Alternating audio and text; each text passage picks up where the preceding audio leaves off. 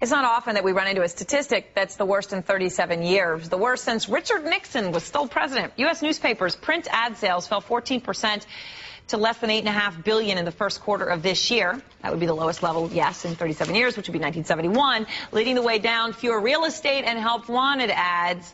So maybe it's economy-driven, but it is a perhaps bigger problem than that. Slow news day. We know how that feels. Washington Post, New York Times, Gannett, and McClatchy are the biggest newspaper companies in this country. All right, well, that fits into the broader conversation about people reading and people's education in this country. You've heard the argument that America's schools have lost their edge. They're not graduating enough engineers. China and India turn out hundreds of thousands more engineers than we do, and that means our future is at risk. All right, what if it's not quite true? This is one of those conventional wisdoms that there are some people who strenuously disagree with it. So let's talk with Bob Compton, executive producer of the documentary 2 Million Minutes. Many of you on our show would have seen him a couple weeks ago as we've been talking about this education issue. Jay Matthews is the education reporter for the Washington Post and author of the upcoming book, Teach, Baby, Teach. Thanks to both of you for being with us. And Bob, let me start with you. You spent a lot. You did a movie following kids around here in the U.S., high schoolers, America, India, and China. That's correct. Bottom line takeaway: what is it that makes you believe that they are doing something more right than we are? Well, a couple things. One, I went into the classrooms and saw how they were teaching. I talked with students. I've looked at their curriculum in detail and compared it to the American curriculum, or at least one state's American curriculum. Did the same with China. And I hire young people in both those countries in technical jobs. I own 6 software companies here in the U.S. I hire people in those technical jobs. I am getting the best talent for high-wage, high-technology jobs in India and China. And how do you respond, before I bring Jay into the big, when CEOs say that, our viewers all say, well, maybe that's just because he wants to pay them less and they will work for less money over there when they're really qualified here. How do you respond to that? Well, I'll tell you how I respond to it. My 6 software companies here have 200 open positions right now for Java programmers, paying $100,000 to $120,000 a year. If somebody wants a job, send me their resume, I'll hire them. I cannot find the employees. In this country? In this country. So right, I am Jay. forced to go overseas. Jay, what do you say? Well, there is indeed a teeny slice of Chinese and Indian schools that are educating kids at a very high level, and that's good. The more middle-class Chinese and Indian we have out there, the more customers for American goods. But Bob is suggesting that our country is going to hell on a handbasket if we don't improve the schools, because the schools are the key to the economy. We've proved over the last several years that it's not our schools that produce our great economy. It's people like Bob. Bob will tell you himself he had a pretty bad education. He didn't do very well, didn't apply himself, but he's a smart, creative guy. Once he got into the American economic, social, and cultural system, he went bananas. He's a terrifically creative guy who's produced lots of companies, produced lots of millionaires. It's not the schools that produce Bob. It's our system, which the Chinese and the Indians have a long way to go to. But you're talking about leaders there, Jay, right? I mean, people who will be creative and entrepreneurs and lead companies. Most people are going to work at companies, and most people need jobs, and that's where the problem appears to be, in the middle. In order to get jobs, effective jobs, you have to be creative. The Chinese and Indian systems, the Chinese political system, the Indian social system, discourage creativity of the sort that has made Bob all true. his money. Jay, Chinese and Indians are highly creative.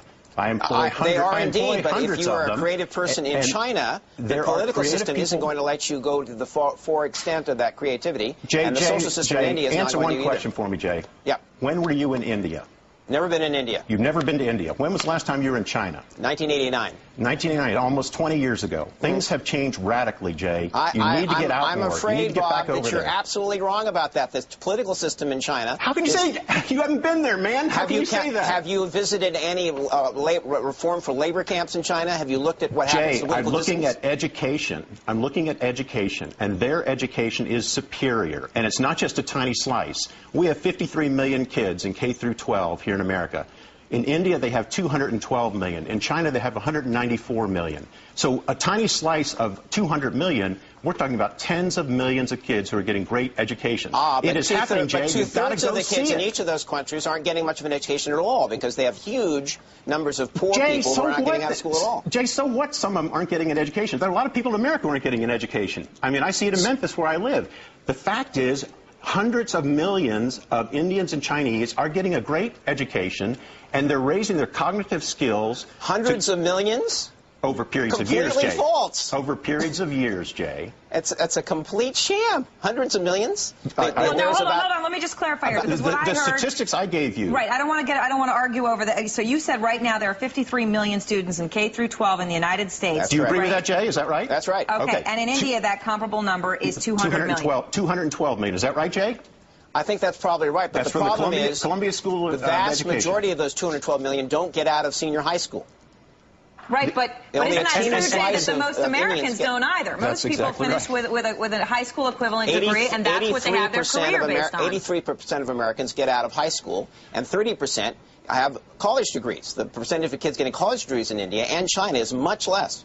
But Jay, the numbers game here, I think, is what would worry a lot of people, right? Well, because even if you only have a small percent of the 212 million actually going on to jobs, it's still more than maybe we would have, right? It's a false calculus, because you have to consider in that calculus how many of your people in your country are still living of subsistent wages in farms, and which is a huge drag on both those economies. Jay, let's talk about economically. I am telling you, because I don't know how many people you employ in India or China, or in the U.S. for that matter, but I have started lots of companies all over the world. I've invested in companies all over the world. I'm hiring people right now into high technology, software, and biotechnology companies in India and China, as well as the U.S., and I'm getting the best talent, the most creative talent, the highest educated talent in India and China. Now, you tell me your experience.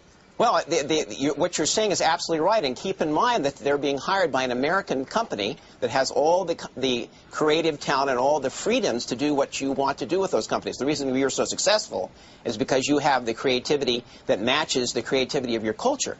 The Chinese, unless they find you, are going to find much less ability and range to be able to put out that creativity because of the limits of their political system. Right. Same thing with India, the limits of the economy and the social system. You got to get over to India and China, man. You don't know what you're talking about. That's what your movie is about, India and China. Yes, and you've got to go visit there. It's changed since you've been there, man. Go to India.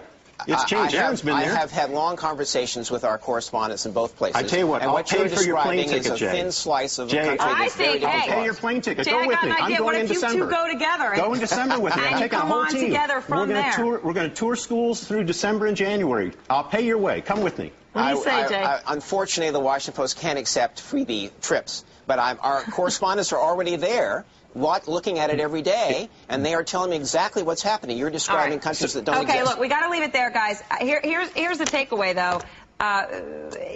You both have fair points, though. I have to say, Jay, that Bob's one point that he does raise, you got to go. You got to go, right? You got to go. I know you got great reporters and everything, but go over and visit. Because we have Bob, we're going to win this battle in the long term. They don't have Bob there. All right, Bob, Jay, thank you very much. And I am sure a lot of you had some very strong opinions about that conversation, but that's really what all of you were asking for. You were asking for someone who hired people to tell us where people were better educated, here or there. And you also asked us about whether it was a money issue or an education issue. Bob tried to answer those questions for you.